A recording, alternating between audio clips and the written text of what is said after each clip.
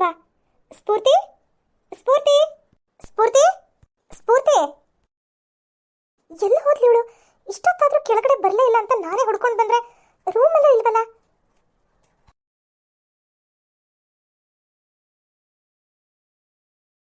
ಅರೇ, ಸ್ಫೂರ್ತಿ ಏನಾದ್ರೂ ಕೆಳಗಡೆ ಬಂದ್ಲಾ? ಏನು ಹೀಗೆ ಕೇಳ್ತಿದ್ಯಾ? ಇಷ್ಟೊತ್ತಾದ್ರೂ ಸ್ಫೂರ್ತಿ ಕೆಳಗಡೆ ಬಂದೇ ಇಲ್ಲ ಇವತ್ತು ಅಂತ ನೀನೇ ಅವಳು ರೂಮ್ಗೆ ಹೋದ್ಯಲ್ಲ, ಯಾಕೆ ಸ್ಫೂರ್ತಿ ಅಲ್ಲಿಲ್ವಾ? ಇಲ್ಲ ರೀ, ರೂಮಲ್ಲೆಲ್ಲ ಹುಡುಕ್ತೆ, ಸ್ಫೂರ್ತಿ ಇಲ್ಲ. ಇಲ್ವಾ? ಮತ್ತೆ ಎಲ್ಲಿ ಹೋದ್ಲು? ಅದೇ ನನಗೂ ಗೊತ್ತಾಗ್ತಿಲ್ಲ. ಬೆಳಗ್ಗೆ ಎದ್ದು ಬ್ರಷ್ ಮಾಡ್ಕೊಂಡು ಬಂದ ತಕ್ಷಣ ಅಮ್ಮ ಕಾಫಿ ಕೊಡು ಅಂತ ಕೇಳ್ತಿದ್ಲು. ಇವತ್ತು ಇಷ್ಟೊತ್ತಾದ್ರೂ ಎದ್ದು ಬರ್ಲಿಲ್ವಲ್ಲ ಅಂತ ನಾನೇ ಅವಳು ರೂಮ್ಗೆ ಹೋಗಿ ನೋಡಿದ್ರೆ ಅವಳಲ್ಲಿ ಇಲ್ವೇ ಇಲ್ಲ.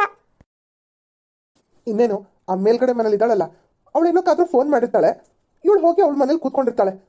ಹೋಗಿ ನೋಡ್ಕೊಂಬ ಹೋಗು. ಸರಿ.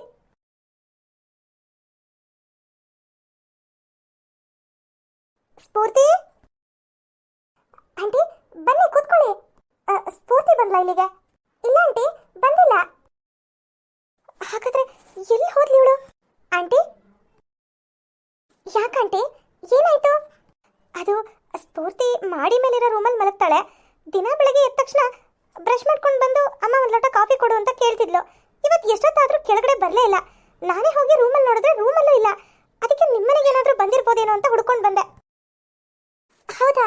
ಇಲ್ಲ ಆಂಟಿ, ನಮ್ಮನೆಗೆ ಬಂದಿಲ್ಲ. ಸರಿ, ಇನ್ನೆಲ್ಲಿ ಹೋದ್ಲೋ ನೋಡ್ತೀನಿ. ಅನುಷಾ, ಹಾ, ಬಂದೆ. ಅನುಷಾ ಅವರೇ, ಯಾಕೆ ಗಾಬರಿ ಆಗಿದ್ದೀರಾ? ಏನಾಯ್ತು? ಅಂಕಿತ್ ಆರಾಮಾಗಿದ್ದಂತಾನೆ? ಹಾ, ಅಂಕಿತ್ ಆರಾಮಾಗಿದ್ದಾರೆ. ಮತ್ತೆ ನೀವ್ಯಾಕೆ ಗಾಬರಿ ಆಗಿದ್ದೀರಾ? ಅದು ಈಗ ತಾನೇ ಸ್ಫೂರ್ತಿ ಅವರಮ್ಮ ನಮ್ಮ ಮನೆಗೆ ಬಂದಿದ್ರು. ನಿನ್ನೆ ರಾತ್ರಿ ಸ್ಫೂರ್ತಿ ರೂಮಲ್ಲೇ ಮಲಗಿದ್ಲಂತೆ. ಬೆಳಗ್ಗೆ ಎಷ್ಟೊತ್ತಾದ್ರೂ ರೂಮಿಂದ ಆಚೆನೆ ಬರ್ಲಿಲ್ವಂತೆ. ಇವ್ರು ಹೋಗಿ ರೂಮಲ್ಲಿ ನೋಡಿದ್ರೆ ಎಲ್ಲೂ ಕಾಣಿಸ್ತಿಲ್ವಂತೆ. ಅದಕ್ಕೆ ನಿಮ್ಮನೆಗೆ ಏನಾದ್ರೂ ಬಂದಿದ್ದಾಳ ಅಂತ ಹುಡ್ಕೊಂಡ್ ಬಂದಿದ್ರು. ಎಲ್ಲಿ ಹೋದ್ಲೋ ಏನೋ ಗೊತ್ತಿಲ್ಲ. ಅದಕ್ಕೆ ಸ್ವಲ್ಪ ಗಾಬರಿ ಆಯ್ತು ಅಷ್ಟೇ. ಹೌದಾ? ಹಾ, ಸ್ಫೂರ್ತಿ ಅವ್ರ ಮೊಬೈಲ್ಗೊಂದು ಕಾಲ್ ಮಾಡಿ ನೋಡಿದ್ರಾ? ಇಲ್ಲ, ಮಾಡ್ತೀನಿ. ಸ್ವಿಚ್ ಆಫ್ ಬರ್ತಾ ಇದೆ. ಅನುಷಾ, ಪ್ರೀತಮ್ ಅವರೇ, ನೀವು ಕೂತ್ಕೊಳ್ಳಿ, ನಾನು ಕಾಫಿ ತರ್ತೀನಿ. ಇವ್ರು ಏನಕ್ಕೋ ಕೂಗ್ತಾ ಇದ್ದಾರೆ. ಒಂದು ನಿಮಿಷ ಬಂದೆ. ಅಯ್ಯೋ, ನಿನ್ನೆ ರಾತ್ರಿ ನೀವು ನಮ್ಮನೆ ಟೆರೆಸ್ ಮೇಲೆ ಬನ್ನಿ ಅಂತ ಹೇಳಿದ್ಲು. ಆದರೆ ನಾನು ಚೆನ್ನಾಗಿರಲ್ಲ ಅಂತ ಹೋಗಲಿಲ್ಲ. ಕೋಪ ಮಾಡಿಕೊಂಡು ಎಲ್ಲಾದರೂ ಬೇರೆ ಕಡೆ ಹೋಗ್ಬಿಡ್ಲಾ ಏನು ಅಂತಾನೆ ಅರ್ಥ ಆಗ್ತಿಲ್ವಲ್ಲಪ್ಪ. ಈ ವಿಷಯ ಎಲ್ಲ ಕೇಳಿದ್ಮೇಲೆ ಪ್ರೀತಮ್ಗೆ ತುಂಬಾನೇ ಗಾಬರಿ ಆಗುತ್ತೆ. ಎಲ್ಲ ನನ್ನಿಂದಾನೇ ಆಯ್ತು ಅಂತ ಅವ್ನು ತುಂಬಾ ಶಾಕ್ ಆಗಿರ್ತಾನೆ. ಅನುಷಾ ಅವರೇ, ಹಾ, ಬಂದೆ, ಒಂದು ನಿಮಿಷ. ಕಾಫಿ ಎಲ್ಲ ಏನು ಬೇಡ, ಒಂದು ನಿಮಿಷ ಬರ್ತೀರಾ? ಹಾ, ಅನುಷಾ ಅವರೇ, ನೀವವತ್ತು ಕಿಡ್ನಾಪ್ ಆದಾಗ ನಾನು ಸ್ಫೂರ್ತಿ ಇಬ್ಬರು ಒಬ್ರಿಗೊಬ್ರಿಗೆ ಮಾತಾಡ್ತಿದ್ವಲ್ಲ, ಆವಾಗ ಅವ್ರು ಆಲ್ಮೋಸ್ಟ್ ಟೆರೇಸಿಂದನೇ ನನ್ನ ಜೊತೆ ಮಾತಾಡ್ತಿದ್ದು. ಅಲ್ಲೇನಾದರೂ ಇರ್ಬೋದಾ? ಅವ್ರ ಅಪ್ಪ ಅಮ್ಮಂಗೆ ಹೇಳೋಣವಾ? ಟೆರೇಸ್ ಅಲ್ಲ, ಅವಳು ಯಾಕೆ ಅಲ್ಲಿಗೆ ಹೋಗ್ತಾಳೆ? ಅವಳ ಪಾಡಿಗಳು ರೂಮಲ್ಲಿ ಮಲಗಿರ್ತಾಳಲ್ವಾ? ಅಲ್ಲ, ಇವಾಗ ತುಂಬ ಶೆಕೆ ನೋಡಿ, ಸ್ವಲ್ಪ ಗಾಳಿ ಗಿಳಿ ಬೀಸುತ್ತೆ ಅಂತ ಅಲ್ಲಿ ಹೋಗಿ ಏನಾದರೂ ಸುಮ್ಮನೆ ಮಲಗಿದ್ರೋ ಏನೋ. ಚೆನ್ನಾಗಿ ನಿದ್ರೆ ಬಂದ್ಬಿಟ್ಟಿದ್ರೆ ಯಾರು ಗೊತ್ತು. ಯಾವುದಕ್ಕೂ ನಾವು ಅವ್ರ ತಂದೆ ತಾಯಿಗೆ ವಿಷಯ ತಿಳಿಸೋದು ಒಳ್ಳೇದು ಅಂತ ನನಗೆ ಅನ್ನಿಸ್ತಾ ಇದೆ. ಸರಿ, ನಡೀರಿ ಹೋಗೋಣ. ಅದು ಅವ್ರ ತಂದೆ ತಾಯಿಗೆ ನಾನು ಸ್ಫೂರ್ತಿ ಫೋನಲ್ಲಿ ಮಾತಾಡ್ತಿದ್ದಿದ್ದ ವಿಷಯ ಗೊತ್ತಿಲ್ಲ. ಸುಮ್ಮನೆ ಅದರಿಂದ ನಾಳೆ ಪ್ರಾಬ್ಲಮ್ ಆದರೂ ಆಗ್ಬೋದು. ಹಾಗಾಗಿ ಈ ವಿಷಯನ ನೀವೇ ಅವ್ರ ತಂದೆ ತಾಯಿಗೆ ತಿಳಿಸ್ತೀರಾ ಟೆರೆಸಲ್ಲಿ ಇರ್ಬೋದು ಅಂತ? ಸರಿ.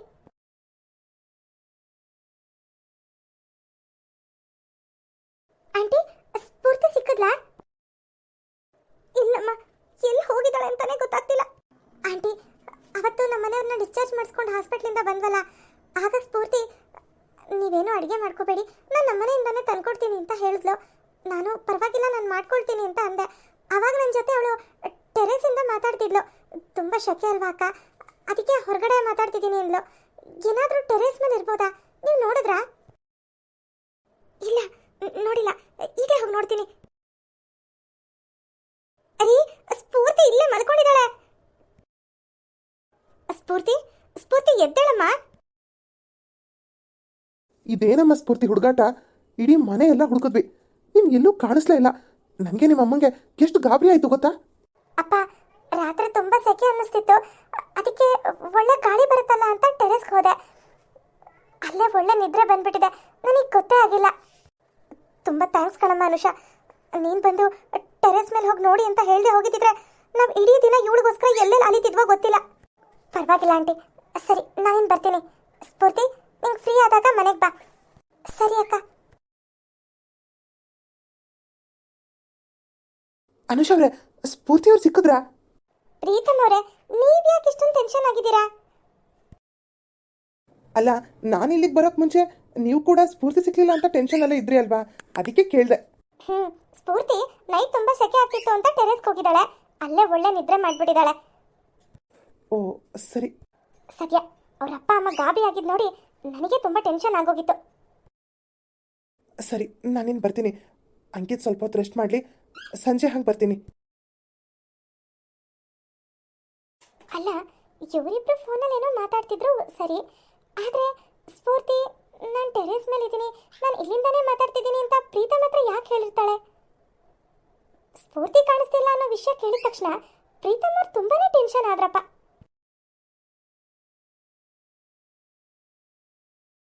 ಅಂಕಿತ್, ಬ್ಯಾಂಡೇಜ್ ರಿಮೂವ್ ಮಾಡ್ಬಿಟ್ರಾ? ಹಾಂ, ಡಾಕ್ಟರ್ನ ಫೋನ್ ಮಾಡಿ ಕೇಳಿದೆ, ತೊಂದರೆ ಇಲ್ಲ, ರಿಮೂವ್ ಮಾಡಿ ಅಂತ ಹೇಳಿದ್ರು. ಅದು ಸರಿ, ಪ್ರೀತಮ್ ಯಾಕೆ ವಾಪಸ್ ಹೋದ? ನೀವೊಂದು ಸ್ವಲ್ಪ ರೆಸ್ಟ್ ಮಾಡಲಿ ಅಂತ ವಾಪಸ್ ಹೋದ್ರು. ಅಂಕಿತ್, ನನಗೊಂದು ಡೌಟ್ ಇದೆ. ಡೌಟಾ? ಏನದು? ಅವಾಗಲೇ ಸ್ಫೂರ್ತಿ ಅವರಮ್ಮ ಗಾಬರಿಯಾಗಿ ನಮ್ಮನೆಗೆ ಓಡ್ ಬಂದ್ರು. ಸ್ಫೂರ್ತಿ ನಿಮ್ಮನೆಗೆ ಏನಾದರೂ ಬಂದಿದ್ದಾಳ, ಮನೇಲಿ ಎಲ್ಲೂ ಕಾಣಿಸ್ತಿಲ್ಲ ಅಂತ ಹೇಳಿದ್ರು. ಹೌದಾ? ಗಾಬರಿ ಆಗಬೇಡಿ, ಪೂರ್ತಿ ವಿಷಯ ಕೇಳಿಸ್ಕೊಳ್ಳಿ. ಇವಾಗ ನೀವು ಹೇಗೆ ಗಾಬರಿ ಆದ್ರೋ ಅದೇ ಥರ ಸ್ಫೂರ್ತಿ ತಾಯಿ ಈ ವಿಷಯ ಹೇಳಿದಾಗ ನನಗೂ ಅಷ್ಟೇ ಗಾಬರಿ ಆಯಿತು. ಅಷ್ಟೊತ್ತಿಗೆ ಪ್ರೀತಮ್ ಬಂದ್ರು. ಯಾಕೆ ಅನುಷಾ ಅವರೇ ಇಷ್ಟೊಂದು ಗಾಬರಿ ಆಗಿದ್ದೀರಾ? ಅಂಕಿತ್ ಆರಾಮಾಗಿದ್ದಾನೆ ಅಂತ ಕೇಳಿದ್ರು.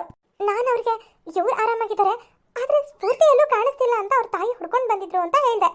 ಆಗ ಅದಕ್ಕೆ ಪ್ರೀತಮ್ ಅವ್ರು ಏನು ಹೇಳಿದ್ರು ಗೊತ್ತಾ? ಏನು ಹೇಳ್ದ?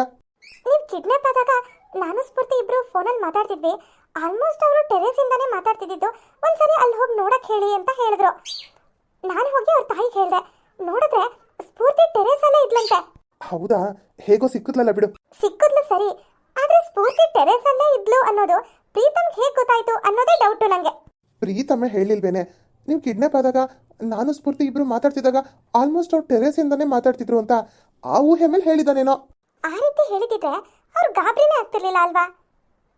ಸ್ಫೂರ್ತಿ ಕಾಣಿಸ್ತಿಲ್ಲ ಅಂತ ಗೊತ್ತಾಗಿದ ತಕ್ಷಣ ಅವ್ರು ತುಂಬಾನೇ ಟೆನ್ಷನ್ ಆದ್ರು. ಅಲ್ಲ ಅನುಷಾ, ವ್ಯಕ್ತಿ ಕಾಣಿಸ್ತಿಲ್ಲ ಅಂದಾಗ ಗಾಬರಿ ಪಡೋದು ಸಹಜ ತಾನೆ, ಅದ್ರಲ್ಲೇನು ಡೌಟು? ಅದು ಸರಿನೇ. ಸ್ಫೂರ್ತಿ ತಿಂಡಿ ತಿಂದು ಬೇಗ ಬೇಗ ಫ್ರೆಶ್ ಅಪ್ ಆಗಿ ತನ್ನ ರೂಮಲ್ಲಿ ಕೂತ್ಕೊಂಡಿರ್ತಾಳೆ. ನಾನು ಟೆರೇಸಲ್ಲಿ ಇದ್ದೀನಿ ಅಂತ ಅಕ್ಕಗೆ ಹೇಗೆ ಗೊತ್ತಾಯ್ತು? ನೋಡೋಣ, ಫೋನ್ ಮಾಡಿ ಕೇಳೇ ಬಿಡೋಣ. ಫೋನ್ ಮಾಡೋದು ಬೇಡ, ಸ್ವಲ್ಪ ಹೊತ್ತಾದ್ಮೇಲೆ ಅವ್ರ ಮನೆಗೆ ಹೋಗ್ತೀನಲ್ಲ ಅವಾಗಲೇ ಡೈರೆಕ್ಟಾಗಿ ಕೇಳಿದ್ರಾಯ್ತು. ಹಲೋ ಸ್ಫೂರ್ತಿ ಅವರೇ, ಏನ್ರಿ ನೀವು ಹೀಗ ಮಾಡೋದು? ನಾನೇನು ಮಾಡಿದೆ ನಿಮಗೆ? ಅಲ್ಲ, ಇಡೀ ರಾತ್ರಿ ಟೆರೇಸಲ್ಲಿರೋಂಥದ್ದು ಏನಿತ್ತು ನಿಮಗೆ? ಪಾಪ ನಿಮ್ಮ ತಂದೆ ತಾಯಿ ಗಾಬರಿಯಾಗಿ ಅಂಕಿತ್ ಮನೆಗೆ ಹುಡ್ಕೊಂಡು ಬಂದಿದ್ರಂತೆ. ನಾನು ಟೆರೇಸಲ್ಲೇ ಇರೋ ಹಾಗೆ ಮಾಡಿದ್ಯಾರು? ನಾನು ನಿಮಗೆ ಫೋನ್ ಮಾಡಿ ಹೇಳ್ದೆ ತಾನೆ ನಾನು ನಿಮಗೋಸ್ಕರ ಟೆರೇಸಲ್ಲಿ ಕಾಯ್ತಾ ಇರ್ತೀನಿ ಬನ್ನಿ ಅಂತ. ನಾನು ನಿಮ್ಗೆ ಎಷ್ಟು ಸತಿ ಫೋನ್ ಮಾಡಿದೆ, ನೀವು ಕಾಲ್ ರಿಸೀವ್ ಮಾಡಿದ್ರಾ? ಮಾಡೋದೆಲ್ಲ ಮಾಡಿಬಿಟ್ಟು ಏನ್ರಿ ನೀವು ಅಂತ ನನ್ನ ಮೇಲೆ ಜೋರು ಮಾಡ್ತಿದ್ದೀರಲ್ಲ? ಹೌದು, ನೀವು ನನಗೆ ಫೋನ್ ಮಾಡಿದ್ದೀರಾ. ನಿಮ್ಮ ಮಿಸ್ಡ್ ಕಾಲ್ ಈಗ ನೋಡಿದೆ ನಾನು. ನಿನ್ನೆ ಸಾಯಂಕಾಲ ನನ್ನ ಮನೆಯಿಂದ ಆಚೆ ಹೋದವನು ಇವಾಗ ಬರ್ತಾ ಇದ್ದೀನಿ ಮನೆಗೆ. ಅಂಕಿತ್ ಮನೆಗೂ ನಾನು ನನ್ನ ಮೊಬೈಲ್ ತೊಗೊಂಡು ಹೋಗಿರಲಿಲ್ಲ. ಅದು ಸರಿ, ಅಷ್ಟೊತ್ತಿ ಯಾಕೆ ಕಾಲ್ ಮಾಡಿದ್ರಿ? ಯಾಕೆ ಅಂದರೆ ನಾನು ನಿಮಗೆ ನೆನ್ನೆ ಬೆಳಗ್ಗೆನೇ ಫೋನ್ ಮಾಡಿ ಹೇಳಿದ್ದೆ ತಾನೆ ರಾತ್ರಿ ನೀವು ಸಿಗಬೇಕು ಅಂತ. ನಾನು ಹೇಳಿದ್ದೆ ತಾನೆ ಆಗಲ್ಲ, ಇದೆಲ್ಲ ಬೇಡ ಅಂತ.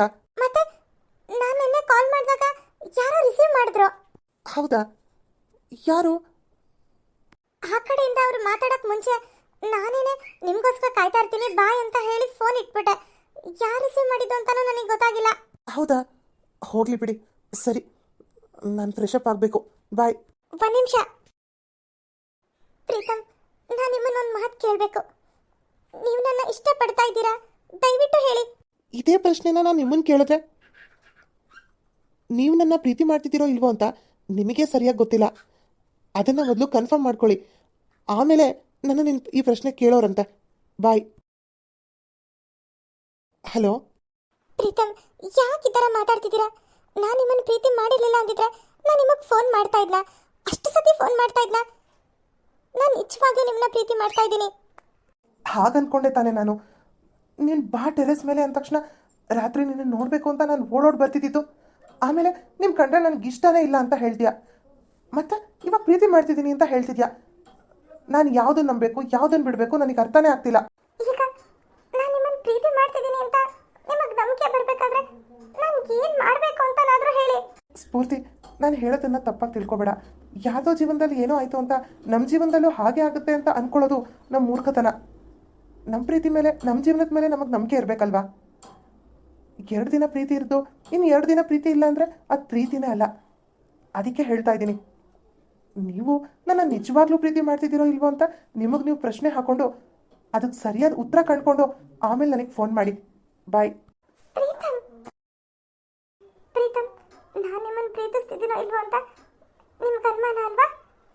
ನೀವಾಗೆ ಬಂದು ಸ್ಫೂರ್ತಿ, ನಾನು ನಿಮ್ಮನ್ನು ತುಂಬ ಪ್ರೀತಿ ಮಾಡ್ತಿದ್ದೀನಿ, ನೀವು ನನ್ನನ್ನು ಪ್ರೀತಿ ಮಾಡ್ತಿದ್ದೀರಾ ಅಂತ ನನಗೆ ಗೊತ್ತಾಯಿತು, ಐ ಲವ್ ಯು ಅಂತ ನೀವಾಗೆ ಹೇಳಬೇಕು.